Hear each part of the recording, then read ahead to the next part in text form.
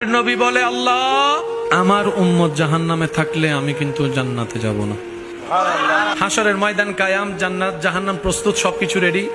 নবী বলছেন, আল্লাহ আমার উম্মত যদি জাহান্নামে থাকে আমি নবী জান্নাতে যাব না। আল্লাহ বলে, হাবিব আপনি যদি জান্নাতে না যান জান্নাত তো উদ্বোধনই হবে না।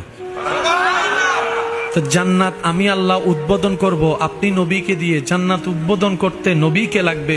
নবী বলে যে আল্লাহ আমি উম্মত ছাড়া জান্নাতে আমি যাব না, আমার জান্নাতে যেতে গেলে আমার উম্মত লাগবে, আমার উম্মত লাগবে। তো উম্মত তো নিজেই জানে জান্নাত পাওয়ার যোগ্যতা আমাদের কারো নাই, জান্নাতের ঘ্রাণ পাওয়ার কোনো যোগ্যতা আমাদের নাই। সেজন্য আল্লাহ তাআলা হাসরের ময়দানে দয়াকে উন্মুক্ত করে দিবেন, রহমানিয়তকে উন্মুক্ত করে দিবেন, রহিমিয়তকে উন্মুক্ত করে দিবেন। সারা সৃষ্টিতে আল্লাহর 99 ভাগে 100 ভাগের 1 ভাগ রহমত আল্লাহ নাজিল করেছেন, আর 99 ভাগ রহমত নিজের কাছে রেখে দিয়েছেন।